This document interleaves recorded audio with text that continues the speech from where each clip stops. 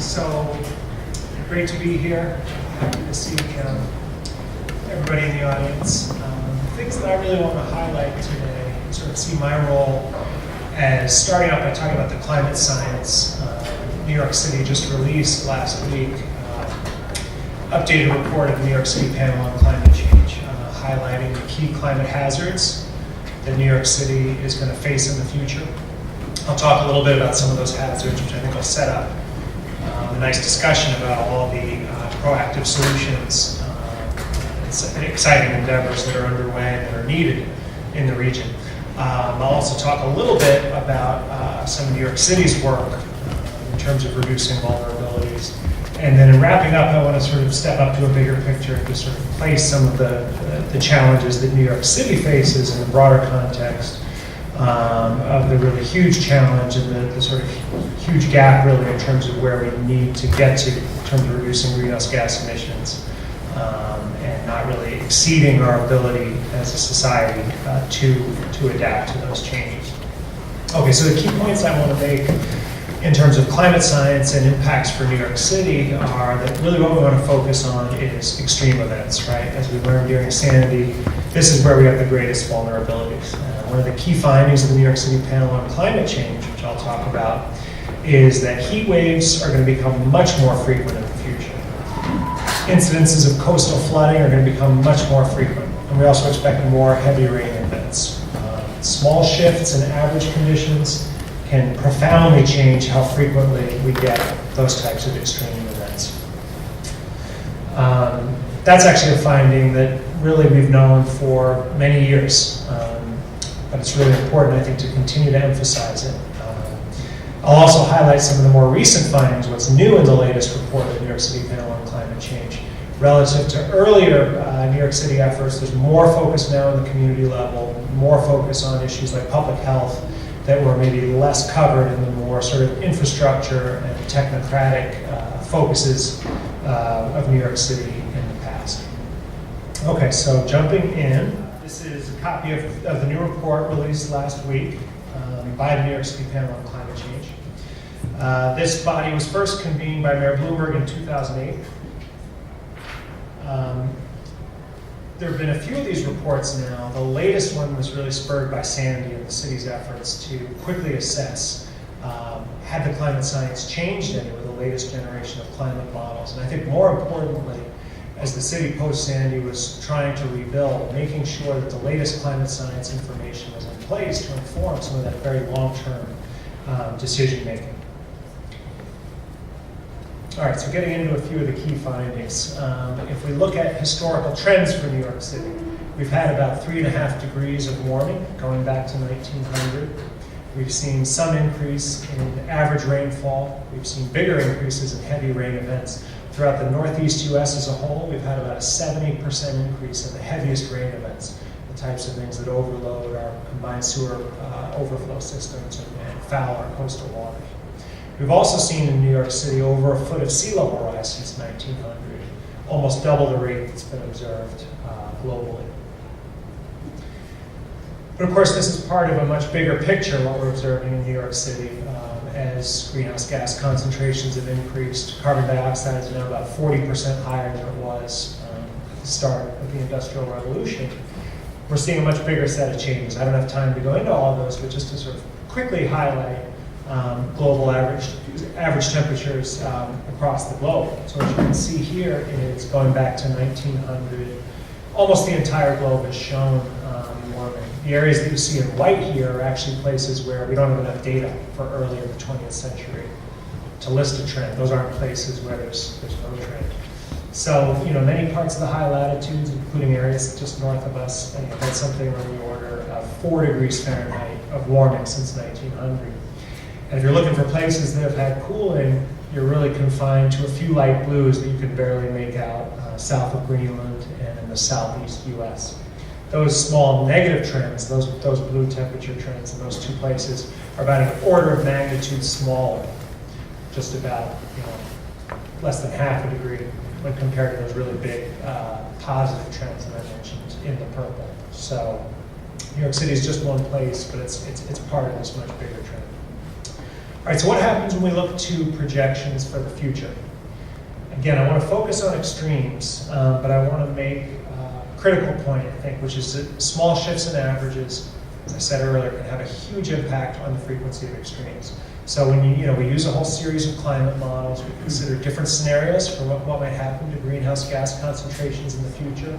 We get a range of results for how much average temperatures might go up. So for example, if we focus on the 2050s, the middle range from these climate models and scenarios of greenhouse gases suggests something like 4 to 6 degrees of warming by the 2050s. You can't rule out that the number could be a little lower, 3 degrees of warming, or a little higher, somewhere around 6 degrees. But what does that mean, those temperature changes? Well, one way to see what it means is to look at how those types of changes in average conditions could influence how frequently we get the really deadly events, the heat waves, the situations that tend to stress our power grid, leading to power failures, the situations when air quality tends to deteriorate. So the basic idea, captured in this schematic is, if we start with a historical distribution, we don't have a pointer here, I don't think.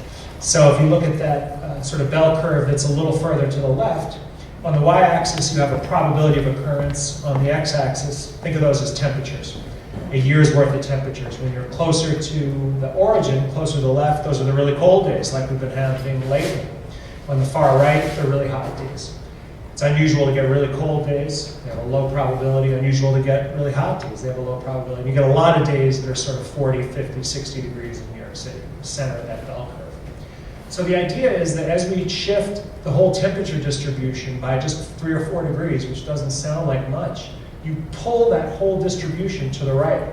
It doesn't change the frequency or the percentage of the time you're getting 50 or 60 degree days very often, but it profoundly changes the frequency of those very rare events.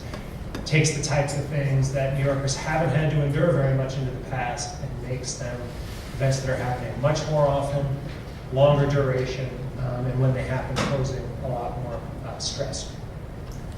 Just how much? Well, if we look at the number of days over 90 for New York City, sort of key metric for when we do start to see mortality increase and where we see greater demand on the power grid. So that increase in average temperatures of 4 to 5 degrees suggests that by the 2050s, we're going to have 2.5-fold increase in the number of days over 90 degrees. This goes from something that happens about 18 times per year now to something you expect to have happen something like 45 days per year. As you get out to the 2080s, you could have something like a 4-fold increase in the number of those days over 90. Under very sort of middle-of-the-road climate projection scenarios. These aren't extreme scenarios at all. That's the temperature story. What happens when we look at sea level rise? So these are the projections. We look at all the factors that can impact sea level rise. Historical trends and those round blue dots, and then out into the projections. If we talk about the 2050s, again, you see that range. There's uncertainty about how much the ice sheets are going to melt, how much of that land-based ice is going to make its way to the water. Those uncertainties are going to determine whether we get, say, 11 inches of sea level rise, 21 inches of sea level rise, or 30 inches. Let's say we get the 30 inches of sea level rise, which you could think of as a worst-case scenario for the 2050s, but a middle-of-the-road scenario for the 2080s, sort of typical amount of sea level rise. If storms don't change at all, if we don't see more powerful storms or more frequent storms, if we just get the storms of the past, by virtue of raising that baseline of sea level by 2.5 feet, we get a 5-fold increase in the frequency of coastal flooding. What's currently a 1 in 100 year event becomes something that you expect to have happen roughly once every 20 years. That's hard to make out, but if you look at the sort of top row on the far right, what was a 1% probability, what's defined as the 1 in 100 year flood, which defines a lot of our zoning, a lot of our insurance, that turns into something that's happening as much as 5% of the time, once every 20 years, a typical event in a typical mortgage. So that's how small shifts in averages can be game changers for extremes. So that's the frequency of coastal flooding. What happens to the areas that are flooded? If we look at this map on the right here, you can see in the purple the area that without sea level rise gets flooded about once every 100 years as we estimate it. That's the purple area. As you start to pick up those other colors, especially in Brooklyn and South Queens, That's the additional area that gets flooded. Again, if storms don't change at all, just because sea level is rising. So under the higher sea level rise scenarios, you're flooding all that additional area captured in green, yellow, and red, just due to the sea level rise alone that I was talking about. No assumption about stronger storms at all. Okay, so that's just sort of a quick overview on the climate science piece for New York City. Again, sort of think about extreme heat, coastal flooding, and heavy rain events, which are also expected neighborhoods. The latest New York City report, as I said, is delving a little deeper into some of the public health implications, for example. This is a new focus, or a greater focus for the city now, as are some of these most vulnerable communities. So you see the city focusing on some of those vulnerable groups. Obviously, that needs to be a real theme of, I think, what we talk about tonight. Other issues we're thinking about are interactions between those higher temperatures and air pollution, for example, and the risk of power failures that I mentioned earlier.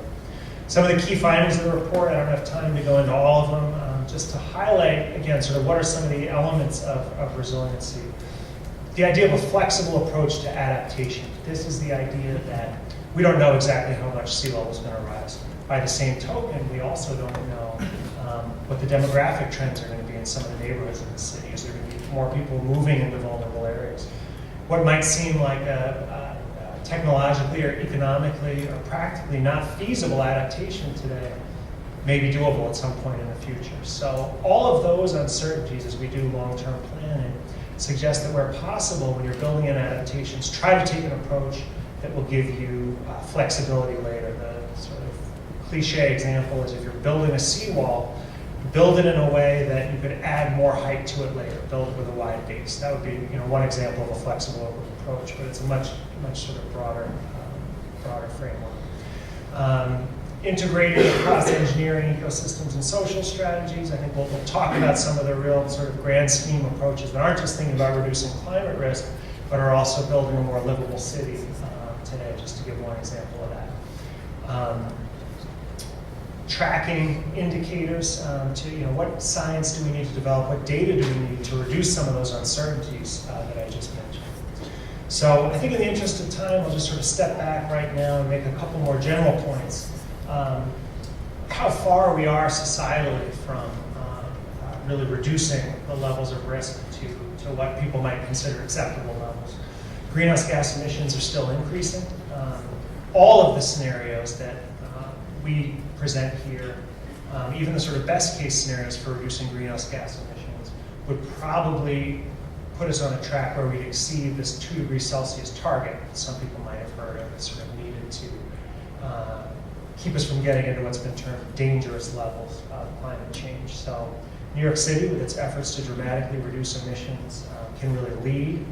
And I think New York City can really act as a multiplier, right? Because people look to New York City's example. Globally, we need to reduce those emissions dramatically as well. And likewise, New York City may be able to adapt to some of these changes, but we need to keep in mind all the places in the US and globally where some solutions that maybe sort of building in place just either aren't going to be economically feasible, or in some cases the geography of the place just means that even if you try, for example, to build a wall or some sort of armament, the water will just percolate up from underneath, to give one example. So we need to think about, when we think about the limits of what we can adapt to if we don't reduce our emissions dramatically, we need to also be thinking about vulnerable populations with less capacity to adapt. This is sort of a reductionist take. What do we think is the most likely amount of climate change for New York City?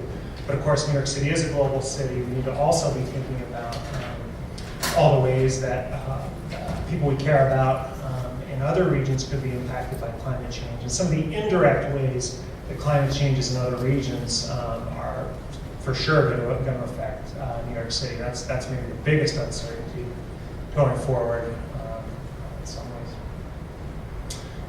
So that's all I had, other than just say that I think it's New York City's leadership really can be an inspiration, and I think so many people in the room are really going to be key to coming up with these kind of integrated solutions. We're going to hear a lot today probably about solutions that really blend reducing greenhouse gas emissions mitigation with building a safer city as well. Thanks.